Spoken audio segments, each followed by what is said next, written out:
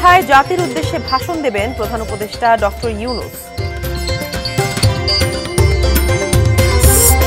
ভুল তথ্যে নতুন ৮ ডিসি, বাতিল বদলির আদেশ জানালেন জনপ্রশাসন সচিব। নড়াইলে মাশরাফি সহ ৯০ জনের নামে মামলা, সাবেক ৪ এমপির বিরুদ্ধে সক্রিয় দুদক। এবং হাসপাতালে বাড়ছে ডেঙ্গু রোগী, বাড়ছে মৃত্যুর সংখ্যাও।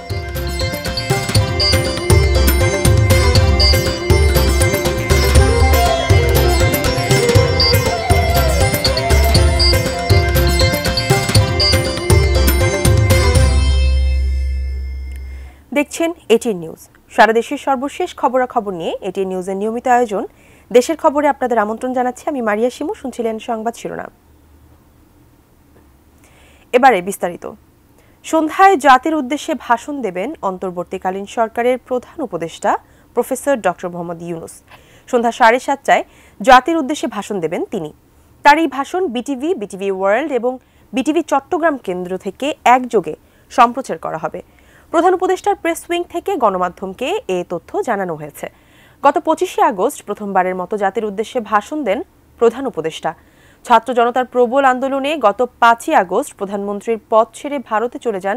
8ই আগস্ট মোহাম্মদ ইউনূসের নেতৃত্বে অন্তর্বর্তী সরকারের উপদেষ্টা পরিষদ বঙ্গভবনে শপথ গ্রহণ করেন।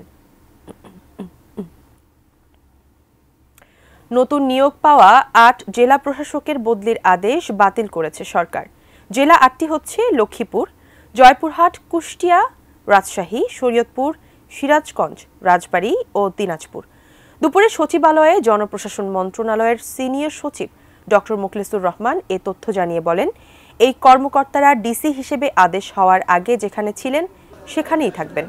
এছাড়া টাঙ্গাইল, নীলফামারী, নাটোর, পঞ্চগড়ের নতুন নিয়োগ পাওয়া জেলা প্রশাসকদের অন্য জেলায় বদলি করা হয়েছে। ডিসি নিয়োগ ও সচিবালয়ে উদ্ভূত পরিস্থিতি তদন্তে স্বাস্থ্য সচিবকে প্রধান করে গঠিত এক সদস্যের তদন্ত কমিটি আগামী 7 দিনের মধ্যে রিপোর্ট দেবে। ভুল তথ্যের কারণে ওইসব কর্মকর্তাদের ডিসি হিসেবে নিয়োগ দেওয়া হয়েছিল মন্তব্য করে জনপ্রশাসন সচিব বলেন, 2-3 দিনের মধ্যে বাতিল হওয়া জেলায় নতুন জেলা প্রশাসক দেওয়া হবে।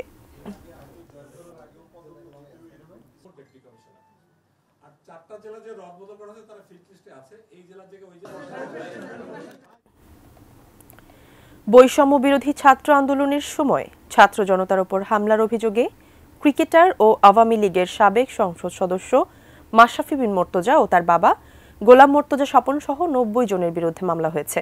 গতকাল রাতে নড়াইল সদর থানায় মামলাটি করেন শেখ মোস্তফা আল মুজাহিদুর রহমান পলাশ। নড়াইল সদর থানার ভারপ্রাপ্ত কর্মকর্তা মোহাম্মদ সাইফুল ইসলাম মামলার বিষয়টি নিশ্চিত করেছেন।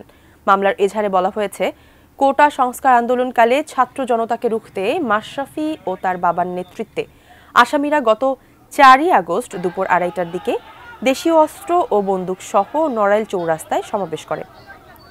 বৈষম্য বিরোধী ছাত্র আন্দোলনকারীরা মিছিল নিয়ে শহরের দিকে আসার সময় তাদের উপর হামলা করা হয়।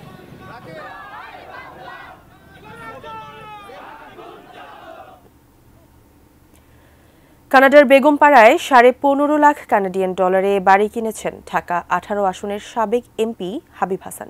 এই অভিযোগ সহ সাবেক এক প্রতিমন্ত্রী ও 2 সাবেক এমপির বিরুদ্ধে অনুসন্ধান শুরু করেছে দুর্নীতি দমন কমিশন দুদক। তার বিরুদ্ধে ক্ষমতার অপব্যবহার করে জমি দখল, চাঁদাবাজি ও শিক্ষা প্রতিষ্ঠান নিয়ন্ত্রণ সহ নানা অনিয়মের অভিযোগও রয়েছে। বুধবার দুদক জানায়, গোয়েন্দা অনুসন্ধানে এমপি হাবিব হাসানের বিরুদ্ধে প্রাথমিক প্রমাণ পেয়েছে দুদক।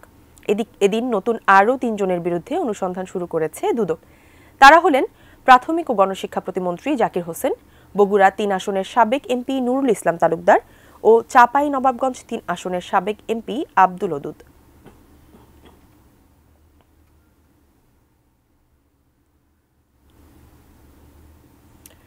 পাহাড়ে সন্ত্রাস, চাঁদাবাজি ও বৈষম্য দূর করতে সবাইকে একসাথে কাজ করার আহ্বান জানালেন বৈষম্য বিরোধী ছাত্র আন্দোলনের সমন্বয়ক হাসনাত আব্দুল্লাহ। সকালে বান্দরবান শহরে ছাত্র সমাবেশে কথা বলেন তিনি। ক্ষুদ্র নৃগোষ্ঠী সংস্কৃতি ইনস্টিটিউটে আয়োজিত মতবিনিময় সভায় তার সাথে চট্টগ্রামের সমন্বয়ক খান তালাত মাহমুদ রাফি সহ ছাত্র নেতারা উপস্থিত ছিলেন। সভায় ছাত্র আন্দোলনকে দলীয়করণের চেষ্টা না করার আহ্বান জানিয়ে হাসনাত আব্দুল্লাহ বলেন, ছাত্রদের আন্দোলন ছিল ফ্যাসিস্টদের বিরুদ্ধে, দুর্নীতির বিরুদ্ধে। যদি আবারও কেউ দুর্নীতি করার চেষ্টা করে তাহলে ছাত্র জনতা তা রুখে দেবে বলে হুঁশিয়ারি দেন হাসনাত আব্দুল্লাহ। আমরা সেটি অন্তর্বর্তীকালীন সরকার একটি জিনিস ভেবে দেখতে হবে, যখনই ভাঙনের প্রশ্ন এসেছে অন্তর্বর্তীকালীন সরকারকে আমাদের সময় দিতে হবে। আমরা দেখি পরবর্তী বিএনপির ভাইস চেয়ারম্যান আব্দুস সালাম পিন্টুর মুক্তির দাবিতে টাঙ্গাইলের গোপালপুরে জনসভা করছে দলটি, যেখানে লন্ডন থেকে ভার্চুয়ালি যুক্ত হয়ে প্রধান অতিথির বক্তব্য রাখবেন বিএনপির ভারপ্রাপ্ত চেয়ারম্যান তারেক রহমান। এই মুহূর্তে জনসভাস্থলে আছেন সহকর্মী শফিকুল হক। বিস্তারিত জানতে যুক্ত হচ্ছি তার সঙ্গে। শফিক, এর আগে আমরা দেখেছি যে জনসভায় নানান রকম কার্যক্রম হচ্ছে। এই মুহূর্তে আসলে সেখানে কি অবস্থা এবং এর পরবর্তীতে কি ধরনের কার্যক্রম হতে পারে?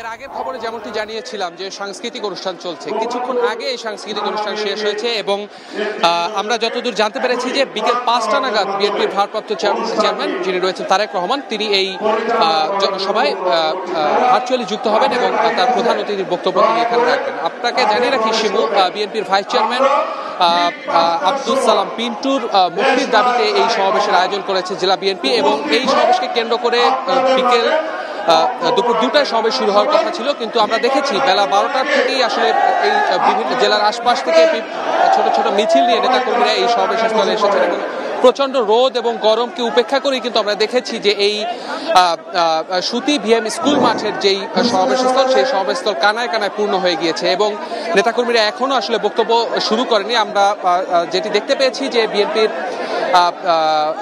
ভাইস চেয়ারম্যান আহমেদ আজম খান তিনি এখানে বিশেষ অতিথির বক্তব্য রাখবেন এবং প্রধান বক্তা হিসেবে বক্তব্য রাখবেন সুলতান সালাউদ্দিন টুকু, তিনি বিএনপির কেন্দ্রীয় নির্বাহী কমিটির প্রচার সম্পাদক হিসেবে দায়িত্ব পালন করছেন। আপনাকে জানিয়ে রাখি, বিএনপির ভারপ্রাপ্ত চেয়ারম্যান তারেক রহমান কিন্তু এর আগে সাতক্ষীরায় একটি জনসভায় বক্তব্য রেখেছিলেন এবং সেই জনসভায় বিভিন্ন দিক নির্দেশনামূলক বক্তব্য রেখেছেন। আজকে এই জনসভায় যারা উপস্থিত হয়েছেন বিএনপির নেতাকর্মী, তারাও আসলে দলের যে সর্বোচ্চ নেতা এখন যিনি রয়েছেন তারেক রহমান ভারপ্রাপ্ত চেয়ারম্যান, তার থেকে আসলে আগামী দিনের বাংলাদেশ কেমন হবে, কি ধরনের পরিকল্পনা তারা আগাবে বা নির্বাচন পরবর্তী বাংলাদেশ কেমন হবে সেসব বিষয়ে দলের প্রধানের থেকে নির্দেশনা চান, এরকমটি তারা বলছিলেন। তো আমরা অপেক্ষা করছি বিকেল 5টায় এখানে তারেক রহমান ভার্চুয়ালি যুক্ত হয়ে যে সরাসরি বক্তব্য রাখবেন সেটি আমরা আপনার মাধ্যমে দর্শকদের দেখানোর চেষ্টা করব। তো এখনো পর্যন্ত নেতাকর্মীরা বক্তব্য শুরু করেনি, কিছুক্ষণের মধ্যেই সেই বক্তব্য শুরু হবে। তো শিমু, এই ছিল এখন পর্যন্ত সমাবেশের স্থল থেকে আমার কাছে সবশেষ। ধন্যবাদ শফিকুল আপনাকে। দর্শক, টাঙ্গাইলের গোপালপুরে বিএনপির জনসভা থেকে আমাদের বিস্তারিত জানাচ্ছিলেন সহকর্মী শফিকুল হক। এ পর্যায়ে নিচ্ছি ছোট্ট একটি বিরতি, এরপর আরো যা থাকছে।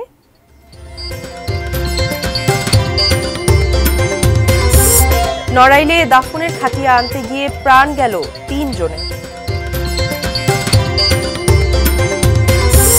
এবং গুলিতে নিহত কিশোর জয়ন্তর মৃতদেহ ফেরত দিয়েছে বিএসএফ।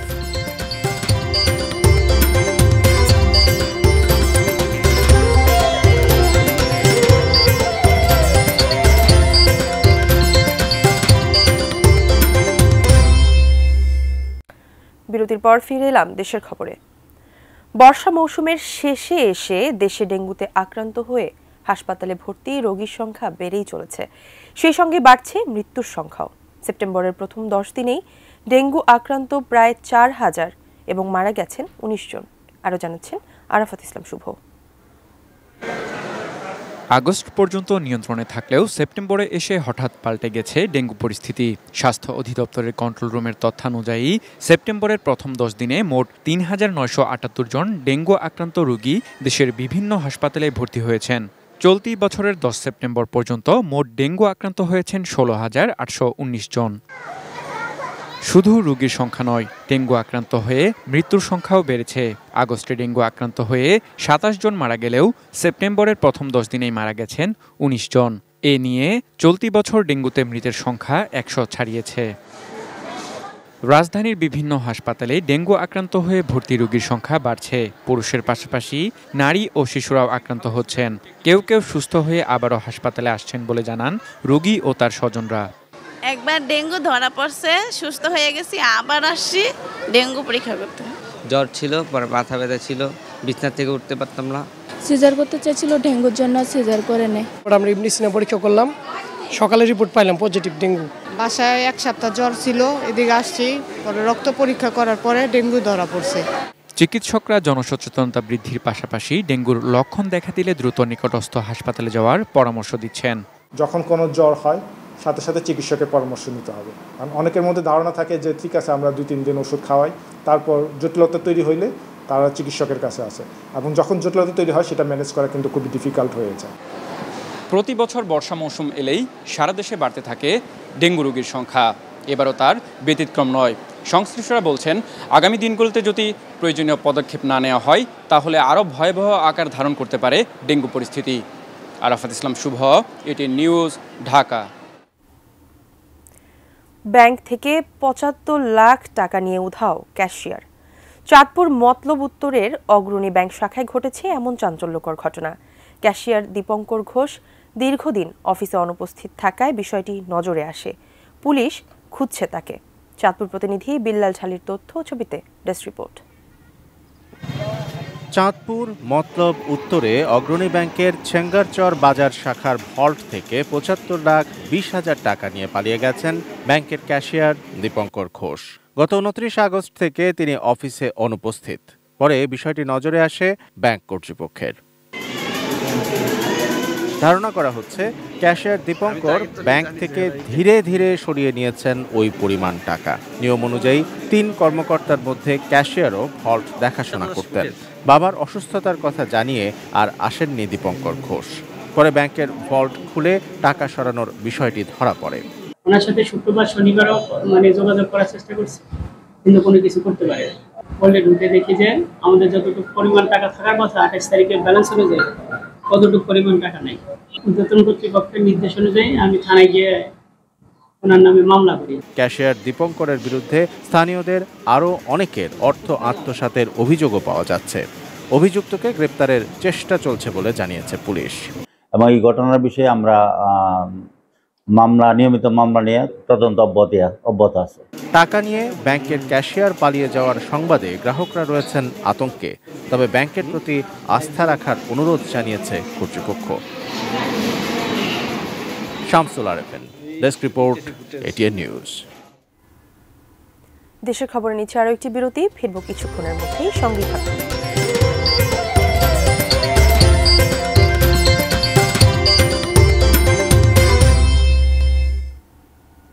বিরতির পর আরও একবার আমন্ত্রণ জানাচ্ছি দেশের খবরে। দাদির লাশ দাফনের জন্য খাটিয়ে আনতে গিয়ে মারা গেলেন নাতি রাসেল মোল্লা সহ 3 যুবক। এ সময় আহত হয়েছেন আরও একজন। পুলিশ ও স্থানীয়রা জানায়, মঙ্গলবার রাতে উপজেলা স্বাস্থ্য কমপ্লেক্সে চিকিৎসাধীন অবস্থায় মারা যান রাসেল মোল্লার দাদি। রাতেই হাসপাতাল থেকে মৃতদেহ বাড়িতে আনা হয়। বুধবার রাত 1:30টার দিকে রাসেল মোল্লা সহ আরও 4 জন নিকটবর্তী মসজিদ থেকে লাশের খাটিয়ে আনতে যান।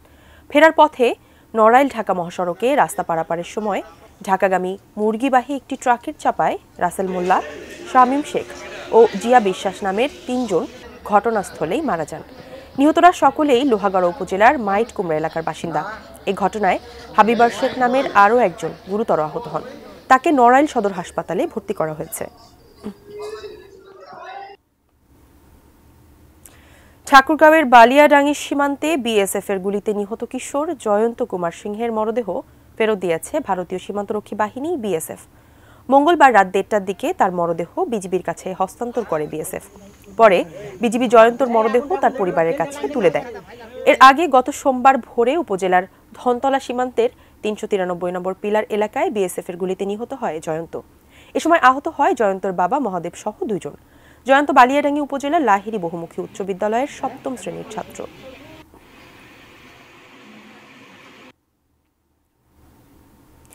এই ছিল আজকের দেশের খবর। কাল আবারও দেখা হবে একই সময়ে। সে পর্যন্ত সবাই ভালো থাকুন, চোখ রাখুন এটিএন নিউজের পর্দায়।